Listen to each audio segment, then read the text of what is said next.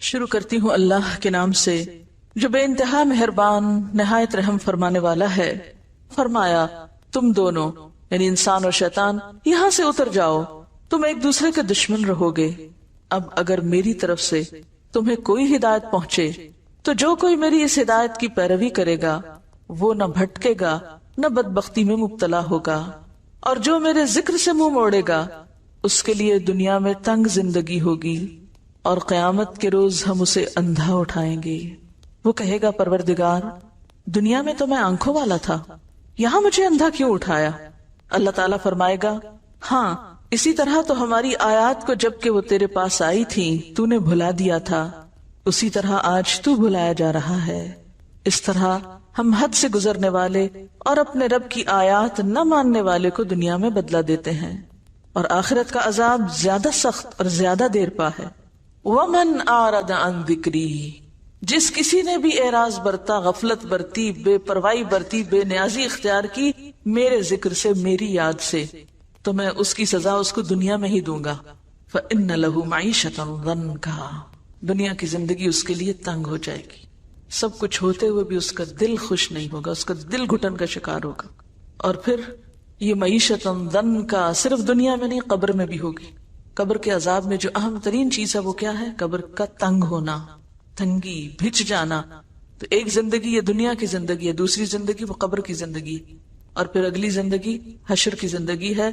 وَنَحْشُرُهُ يَوْمَ الْقِيَامَةِ أَعْمَى، قبر سے وہ پھر اندھا ہو کے اٹھے گا، اور اس وقت انسان کہے گا قال رب لما حشرتنی اعمی، کہے گا یا رب تو نے مجھے اندھا کیوں اٹھایا؟ وقد كنت بصیرا، میں تو دیکھنے والا تھا، میری آنکھیں تو ٹھیک کام کرتی تھی، یہ سب کیا ہوا؟ میں تو دیکھ سکتا تھا، دنیا میں تو میری بینائی نہیں گئی تھی، یہ آج میری بینائی کیوں چھن گئی؟ آج میری نظر کیوں چلی گئی؟ یہاں مجھے کیوں اندھا اٹھایا گیا؟ تو اس کو وجہ بتائی جائے گی۔ قال كذلك اتتك آیاتنا فنسیتها وكذلك اليوم تنسى، ہاں اسی طرح تو ہماری آیات کو جبکہ وہ تیرے پاس آئی تھی تو نے بھلا دیا تھا۔ ہماری آیات کے بارے میں تم نے اپنی آنکھیں بند کر رکھی تھی، ہماری نشانیاں تجھے نظر نہ آتی تھیں، ہمارے کلام، ہماری یاد، ہماری بات کی طرف توجہ کرنے کا تمہارے پاس وقت ہی نہ تھا، وہ تو تمہاری ترجیحات میں سے ہی نہ تھا۔ وَكَذَلِكَ الْيَوْمَ تُنْسَى، آج تمہاری سزا یہ کہ تم بھی بھلائے جا رہے ہو، تمہارا بھی کوئی پرسان حال نہیں۔ خلاصہ کیا ہے؟ وَكَذَلِكَ نَجْزِي مَنْ أَسْرَفَ، وَكَذَلِكَ نَجْزِي مَنْ أَسْرَفَ، جو بھی حد سے بڑھتا ہے ہم اس کو ایسی ہی جزا دیتے ہیں۔ وَلَمْ يُؤْمِن بِآيَاتِ رَبِّهِ، اور اپنے رب کی آیات کو مانتا نہیں ہے۔ نہ ماننے سے کیا مراد ہے؟ قبول نہیں کرتا، عمل نہیں کرتا۔ وَلَعَذَابُ الْآخِرَةِ أَشَدُّ وَأَبْقَى، اور البتہ آخرت کا عذاب زیادہ شدید ہے اور زیادہ باقی رہنے والا ہے۔ کس کے مقابلے میں؟ دنیا کی معیشت ضنکا کے مقابلے میں۔ تو بات یہ ہے کہ کیا یہ سچی بات ہے؟ ذکر کے بغیر دنیا میں زندگی تنگ ہوتی ہے؟ کیا واقعی آپ کو معلوم، اور صرف معلوم نہیں یقین بھی ہے کہ قیامت کے دن کچھ لوگ اندھے اٹھائے جائیں گے؟ کیا واقعی ایسا ہونے والا ہے؟ اور اگر یہ سچ ہے اور ایسا ہی ہونے والا ہے تو پھر ہمیں صرف اپنی ہی نہیں ان سارے لوگوں کی فکر کرنی ہے جو اللہ کے ذکر سے، اللہ کی طرف سے آئی ہوئی نصیحت سے بالکل اندھے بنے ہوئے ہیں اس زندگی میں، اس دنیا میں۔ یہ اگنور کیے جانے کے لائق بات نہیں، یہ بہت اہم بات ہے۔ تھوڑی دیر کے لیے آنکھیں بند کر کے تصور کریں اس زندگی کا جس میں انسان دیکھ نہیں سکتا، اور یہ تو پھر صرف دنیا ہے جس میں اگر کسی ایک انسان کی بینائی چلی بھی جائے تو بہت سے لوگ مدد کرنے کے لیے موجود ہوتے ہیں۔ اب تو ایسے ادارے بن چکے ہیں، ایسی فاؤنڈیشنز ہیں، ایسے انتظامات ہیں جن سے اس دنیا میں نابینا لوگوں کو بہت سی فیسلٹیز پرووائڈ کی گئی ہیں کہ وہ اپنی زندگی میں انڈیپینڈنٹلی کام کر سکیں، اپنا چلنا پھرنا، حتیٰ کہ پڑھنا لکھنا۔ لیکن قیامت کے دن کون کس کا مددگار ہوگا؟ کون کس کے کام آئے گا؟ اور کیا یہ سچ نہیں کہ من کان فی ہذہ اعمی فہو فی الآخرۃ اعمی واضل سبیلا، جو شخص اس دنیا میں اندھا بن کے رہا، اس نے آنکھیں نہ کھولی، اس نے اس ذکر کو نہیں پڑھا، اس نے اللہ کو یاد نہیں کیا، تو قیامت کے دن بھی وہ اندھا ہی اٹھایا جائے گا، اور بھی زیادہ راستے کے اعتبار سے بھٹکنے والا ہوگا، اس کو راستہ ہی نہیں ملے گا۔ کیا واقعی یہ ایسی آیت ہے کہ جس پر انسان غور کیے بغیر گزر جائے اور جس پر عمل کرنے کی کوئی تدبیر نہ سوچے. لہذا بے حد ضروری معلوم ہوتا ہے کہ ہم ان آیات کی روشنی میں ذکر کے معنی کو بھی سمجھیں اور پھر ذکر کے بارے میں جو ہمارے دین میں ہمیں تعلیمات دی گئی ہیں اس کی روشنی میں اپنے عمل اور اپنے کردار کا بھی جائزہ لیں کہ کہیں ایسا تو نہیں کہ ہم قرآن پڑھتے ہوئے بھی، ہم ذکر کرتے ہوئے بھی اللہ کو یاد ہی نہ کرتے ہوں. تو آج ہم گفتگو کریں گے ذکر کی حقیقت کے بارے میں کہ ذکر کیا چیز ہے، ذکر کیسے کرنا چاہیے، ذکر کی کتنی قسمیں ہیں، اور پھر سب سے اہم بات ذکر کا اصل مفہوم کیا ہے، ذکر کی روح کیا ہے، اور اس ذکر کا جو قرآن کی شکل میں ہے حق کیسے ادا کیا جائے، اس کے لیے آنکھوں کو کیسے کھولا جائے کہ قیامت کے دن بھی دیکھنے والوں میں سے اٹھے.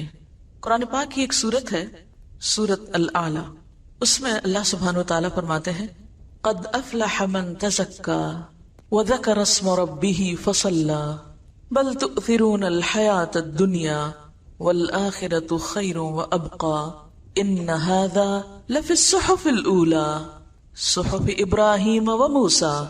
کیا معنی ہے اس آیت کا؟ قد افلح، یقیناً فلاح پا گیا، کامیاب ہو گیا. کون؟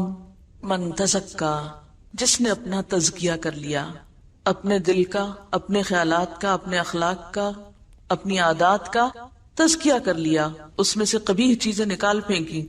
وذکر اسم ربہ، اور اپنے رب کا نام یاد کرتا رہا، یعنی اپنے رب کی یاد اختیار کی، ذکر کیا. فصلی، پھر نماز بھی پڑھی. لیکن کچھ لوگوں کے پاس ان تینوں چیزوں کے لیے وقت نہیں جو کہ ان کو کامیابی کی طرف لے جانے والی ہیں. قد افلح من تزکا، نہ تزکیے کے لیے وقت ہے، وذکر اسم ربہ، نہ ذکر کا وقت ہے، نہ ذکر کی طرف دھیان ہے. فصلی، اور نہ نماز ہی کی طرف توجہ ہے. کیوں؟ اس لیے کہ بل تؤثرون الحیات الدنیا، بلکہ تم دنیا کی زندگی کو ترجیح دیتے ہو. دنیا کی محبت کی وجہ سے تم اپنے ان فرائض کو بھولے ہوئے ہو جن پر تمہاری کامیابی کا انحصار ہے. والآخرۃ خیر وابقی، اور تمہیں یہ بھی بھول گیا کہ آخرت زیادہ اچھی جگہ ہے اور زیادہ باقی رہنے والی ہے. اس دنیا کی نسبت وہ گھر جو ہمیں کل ملنے والا ہے وہ زیادہ اچھا گھر ہے. ان ھذا، یقیناً یہ باتیں لفی الصحف الاولی، پہلے صحیفوں میں بھی موجود ہیں. اس سے کیا پتہ چلتا ہے کہ کامیابی کے یہ اصول ابدی ہیں. ابدی کا کیا معنی ہوتا ہے؟ ہمیشہ سے، ان میں کوئی شک نہیں. ہر دور میں یہی باتیں پیغمبرانہ تعلیم کا حصہ رہی ہیں، اور خاص طور پر صحف ابراہیم و موسیٰ، ابراہیم اور موسیٰ علیہ السلام کی تعلیمات ان کی کتابوں اور ان کے صحیفوں میں بھی یہی باتیں تھی. یعنی ساری تعلیمات کا نچوڑ یہی ہے. تو گویا دین کی تعلیم یہی ہے. پہلی چیز کہ تزکیہ نفس ہو، تزکیہ قلب ہو، تزکیہ اخلاق ہو. کس لیے یہ ساری صفائی، یہ اہتمام؟ آپ گھروں کی صفائی کیوں کرتے ہیں؟ ڈیکوریشن کیوں کرتے ہیں؟ ہر چیز کو کیوں تیار کرتے ہیں؟ کسی خاص مہمان نے آنا ہوتا ہے. دلوں کا تزکیہ کس لیے؟ کہ یہ دل اللہ کے لیے بنے ہیں. اس میں ہمیں سب سے محبوب ترین چیز کو یہاں مقام دینا ہے. تو یہاں سب سے محبوب ترین ہستی اللہ رب العزت کی ذات، یہ دل تو اس کے لیے. اتنی قیمتی چیز، اتنی قیمتی جگہ، یہ دنیا کی ٹھیکریوں کے لیے تو نہیں ہے، دنیا کی حقیر چیزوں کے لیے تو نہیں ہے کہ ان کو یہاں بسا لیں. اس دل میں تو رب کی یاد ہونی چاہیے. جب تزکیہ ہوتا ہے اور رب دل میں آتا ہے تو پھر ہو نہیں سکتا کہ ہر دم رب کا نام اور رب کی یاد اور رب کا ذکر نہ ہو. کبھی ایک شکل میں، کبھی دوسری شکل میں، کبھی تیسری شکل میں. اس کی شکلیں اور صورتیں مختلف ہو سکتی ہیں. کہیں وہ ذکر نماز کی شکل میں ہوگا، کہیں وہ ذکر دل ہی دل میں ہوگا، کہیں وہ ذکر زبان پر ہوگا، کہیں وہ قرآن کی شکل میں ہوگا. لیکن یہ نہیں ہو سکتا کہ ایسے شخص کی زندگی پھر اپنے رب کی یاد سے خالی ہو جائے. یہ نہیں ہو سکتا. اور جب یہ خصوصیات انسان کے اندر حقیقی معنوں میں آتی ہیں تبھی اس کا دل اس دنیا کی بجائے آخرت کا چاہنے والا ہو جاتا ہے. جبھی پھر اس کی نمازیں بنتی ہیں. فصلی، اور نماز ہے کیا؟ اقم الصلاۃ لذکری، نماز تو ہے ہی اللہ کی یاد کے لیے، اللہ کے ذکر کے لیے. ایسے لوگوں کو پھر خود بخود نماز میں لطف آنے لگتا ہے، وہ نماز کی طرف دوڑتے ہیں. فَسَعُوا إِلَىٰ ذِكْرِ اللَّهِ فَفِرُّوا إِلَى اللَّهِ. پھر وہ سستی کے مارے تاخیر کر کے نماز نہیں پڑھتے جیسے منافقین پڑھتے ہیں. وَإِذَا قَامُوا إِلَى الصَّلَاةِ قَامُوا كُسَالَىٰ يُرَاءُونَ النَّاسَ وَلَا يَذْكُرُونَ اللَّهَ إِلَّا قَلِيلًا. پھر ان کی زندگیوں میں ایک واضح چینج نظر آتا ہے، واضح تبدیلی نظر آتی ہے کہ وہ ہر چیز سے بڑھ کر پھر نماز کی فکر کرنے والے بن جاتے ہیں، کیونکہ نماز ذکر کی اعلیٰ ترین شکل ہے. اقم الصلاۃ لذکری. نماز قائم کرنے کا تو مقصد ہی اللہ کو یاد کرنا ہے. آپ این دنیا کے کاموں میں ڈوبے ہوئے ہوں، سب چھوڑ کر اللہ کے دربار میں پہنچ جاتے ہیں. یہ کس بات کا اظہار ہے؟ اللہ سے محبت کا اظہار ہے. پھر کچھ یاد نہیں رہتا، پھر کوئی چیز اہم نہیں رہتی، غم ہو یا خوشی ہو، پھر ہر حال میں انسان اپنے رب ہی کی طرف دوڑتا ہے. فَسَعُوا إِلَىٰ ذِكْرِ اللَّهِ وَذَرُوا الْبَيْعَ. پھر دنیا کی تجارت اور خرید و فروخت چھوڑ دیتا ہے. تو بہرحال یہ وہ بنیادی تعلیمات ہیں جو تمام پیغمبرانہ صحیفوں میں ہیں، اور تمام انبیاء کا مقصد کیا تھا آنے کا کہ وہ انسانوں کو اللہ سے جوڑیں. کیونکہ ان آیات میں بھی کیا بتایا گیا؟ فَإِمَّا يَأْتِيَنَّكُم مِّنِّي هُدًى فَمَنِ اتَّبَعَ هُدَايَ. پہلے آپ دیکھیے جمع کا صیغہ استعمال کیا گیا کہ اگر تم سب کے پاس میری طرف سے ہدایت آئے، کیونکہ پیغمبر تو سب کے لیے ہوتے ہیں نا، اور خاص طور پر نبی صلی اللہ علیہ وسلم تو رحمت للعالمین ہیں. یا ایھا الناس انی رسول اللہ الیکم جمیعا وما ارسلناک الا کافۃ للناس. سارے انسانوں کے لیے. لیکن پھر سارے انسانوں میں سے جب عمل کا وقت آتا ہے تو ہر ایک کے لیے دین اپنی اپنی جگہ اہم ہو جاتا ہے. فمن، تو اب یہاں اکیلے اکیلے کی بات ہے، اور اتبع بھی سنگولر ہے. فمن اتبع، تو جس نے پیروی کی. یہ نہیں کہ میرا سارا خاندان پیروی کرتا رہے اور میں نہ کروں تو مجھے کوئی فائدہ نہیں. فمن اتبع، جس نے بھی پیروی کی، ہدایا، میری ہدایت کی، فلا یضل، تو وہ بھٹکے گا نہیں، گمراہ نہیں ہوگا، ولا یشقا، اور نہ مصیبت میں پڑے گا، نہ وہ بدبخت ہوگا. پھر بات آ جاتی انڈیویجولز پر. ایک ایک کو اپنا حساب دینا ہے، تنہا، اکیلے. اور پھر آگے بھی ومن اعرض عن ذکری، جس کسی نے بھی اعراض برتا، غفلت برتی، بے پرواہی برتی، بے نیازی اختیار کی میرے ذکر سے، میری یاد سے، تو میں اس کی سزا اس کو دنیا میں ہی دوں گا. اس کی سزا کا آغاز دنیا میں ہی کر دوں گا. کیا ہوگا؟ فإن له معیشة ضنکا، دنیا کی زندگی اس کے لیے تنگ ہو جائے گی، وہ گھٹن کا، ڈپریشن کا، پریشانیوں کا شکار ہو جائے گا. سب کچھ ہوتے ہوئے بھی اس کا دل خوش نہیں ہوگا، اس کا دل گھٹن کا شکار ہوگا. اور پھر یہ معیشت ضنکا صرف دنیا میں نہیں، قبر میں بھی ہوگی. قبر کے عذاب میں جو اہم ترین چیز ہے وہ کیا ہے؟ قبر کا تنگ ہونا، تنگی، بھچ جانا. نبی صلی اللہ علیہ وسلم جب عذاب قبر کے بارے میں سکھا اور سمجھا رہے تھے تو آپ نے اپنے دونوں ہاتھوں کو ایک دوسرے میں ڈال کے بتایا کہ قبر پھر اتنی تنگ ہوگی کہ ایک پسلی دوسرے میں یوں گھس جائے گی. تو ایک زندگی یہ دنیا کی زندگی ہے، دوسری زندگی وہ قبر کی زندگی، اور پھر اگلی زندگی حشر کی زندگی ہے. وَنَحْشُرُهُ يَوْمَ الْقِيَامَةِ أَعْمَى، قبر سے وہ پھر اندھا ہو کے اٹھے گا. تو بات یہ ہے کہ اگر ذکر یا اللہ کی یاد ہماری کامیابی کے لیے ضروری ہے، دنیا کے سکون کے لیے بھی، کیونکہ الا بذکر اللہ تطمئن القلوب، سنو اللہ کے ذکر سے دل اطمینان پاتے ہیں. دلوں کے لیے ذکر کے علاوہ کسی اور چیز میں چین نہیں. مثلاً آپ اپنی زبان کے ذائقے کے لیے مزے مزے کے کھانے کھاتے ہیں، تب زبان کو مزہ آتا ہے. اگر آپ زبان پر اچھے کھانے کی بجائے سونے کی ڈلی رکھ دیں، ہیرے کا ٹکڑا رکھ دیں، کیا ہوگا؟ زبان کو مزہ نہیں آئے گا. ناک کا لطف کس میں ہے؟ ہماری قوت شامہ کا لطف کس میں ہے؟ اچھی خوشبو کے سونگنے میں. اگر آپ اس کے سامنے سونے چاندی کا ڈھیر رکھ دیں اور کہیں سونگو اس کو، تو اس کو تو کوئی مزہ نہیں آئے گا اس میں. اسی طرح اگر ہم اپنے دل میں اللہ کی یاد کی بجائے، اللہ کی محبت کی بجائے، اللہ کے ذکر کی بجائے سونے چاندی کی محبت ڈال لیں تو دل چین نہیں پائے گا. یہ دل کچھ اور مانگتا ہے اور ہم اس کو سونے چاندی اور دنیا کی دولت میں خوش کرنے کی کوشش کرتے ہیں. تو دل کا لطف، دل کا سکون اور دل کا چین اللہ کے ذکر میں ہے.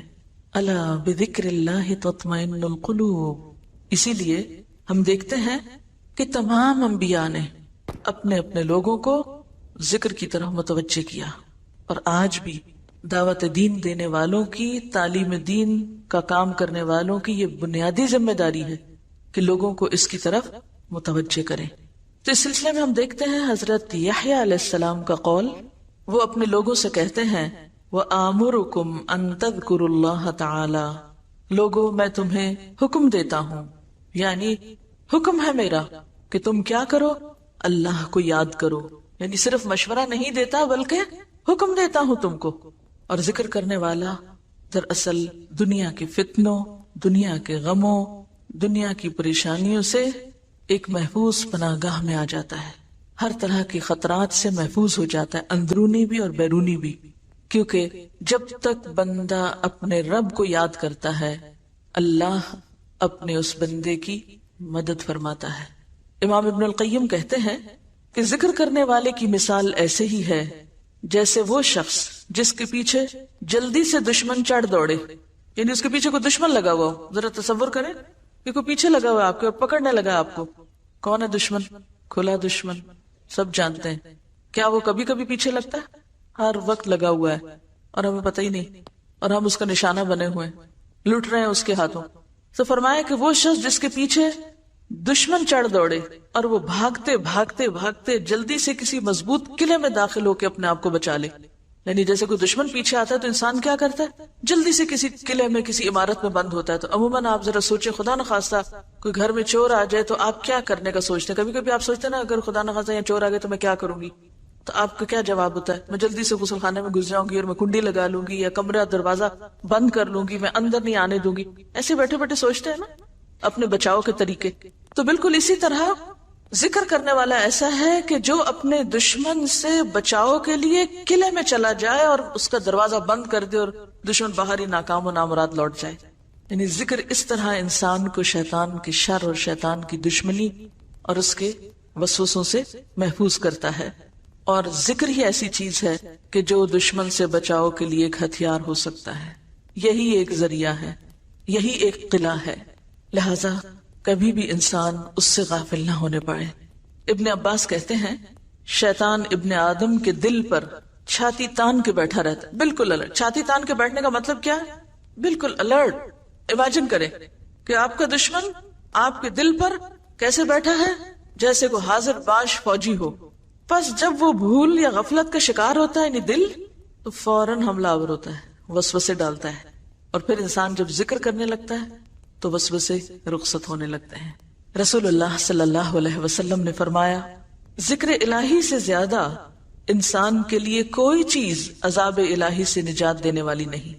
اب یہاں میں ذکر عام معنوں میں لے رہی ہوں جس میں سب طرح کے ذکر شامل ہو جاتے ہیں، ٹھیک ہے؟ یہ ذہن میں رہے. یہاں ذکر کی کوئی ایک خاص مخصوص شکل نہیں مراد، بلکہ اس سے مراد کیا ہے؟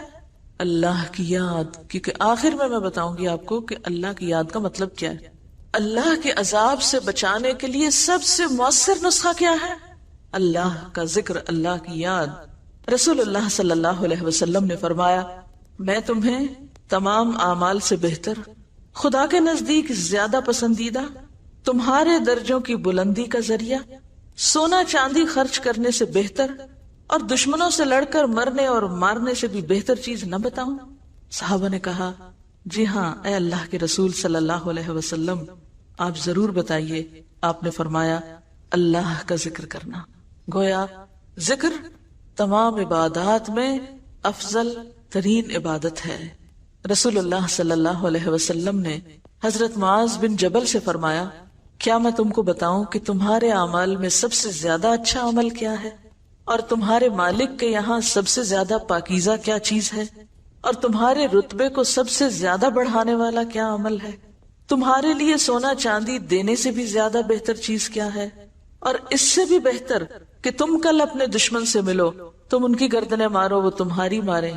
تو صحابہ نے عرض کیا ہاں اے اللہ کے رسول صلی اللہ علیہ وسلم. آپ نے فرمایا ذکر اللہ تعالی، اللہ کو یاد کرتے رہنا. اسی طرح ایک اور روایت میں آتا ہے کہ ایک آدمی نے رسول اللہ صلی اللہ علیہ وسلم سے پوچھا، کیا اللہ کے رسول صلی اللہ علیہ وسلم مجاہدوں میں سب سے زیادہ اجر کس مجاہد کا ہے؟ آپ نے فرمایا اس شخص کا جو سب سے زیادہ اللہ کا ذکر کرتا ہے، یعنی جہاد کے ساتھ ساتھ اللہ کو یاد کرتا ہے۔ پھر آدمی نے پوچھا کہ روزہ داروں میں سب سے زیادہ اجر کس کا ہے، یعنی کس روزہ دار کا اجر باقی روزہ داروں سے زیادہ ہے؟ فرمایا اس شخص کا جو سب سے زیادہ اللہ کا ذکر کرنے والا ہے، یعنی روزہ رکھ کر ادھر ادھر کی لایانی باتیں کرنے کی بجائے زیادہ سے زیادہ اللہ کو یاد کرتا رہتا ہے۔ اسی طرح اس آدمی نے نماز اور زکوٰۃ اور حج اور صدقے کے بارے میں بھی سوال کیا، اور ہر بار آپ یہی جواب دیتے رہے کہ وہ شخص جو سب سے زیادہ اللہ کا ذکر کرتا ہے۔ یہ سن کر حضرت ابو بکر نے حضرت عمر رضی اللہ تعالیٰ عنہ سے کہا، ذکر کرنے والے نیکی میں سب سے آگے بڑھ گئے، ذکر کرنے والے نیکی میں سب سے آگے نکل گئے۔ رسول اللہ صلی اللہ علیہ وسلم نے فرمایا، ہاں ایسا ہی ہے، واقعی بڑھ گئے۔ اس کی کیا وجہ ہے کہ وہ کیوں سب سے آگے بڑھ گئے؟ اس لیے کہ تمام عبادات کا اگر خلاصہ یا مقصد یا روح اگر کوئی چیز ہے تو کیا ہے؟ اللہ کو یاد کرنا، اور یہ ہر عبادت کے اندر ہو سکتا ہے اور ہونا چاہیے۔ یعنی جس عبادت میں اللہ کا ذکر نہیں، اللہ کی یاد نہیں، پھر وہ عبادت بے روح عبادت ہے، بے معنی ہے، وہ تو پھر عبادت کا مقصد ہی پورا نہیں ہوا۔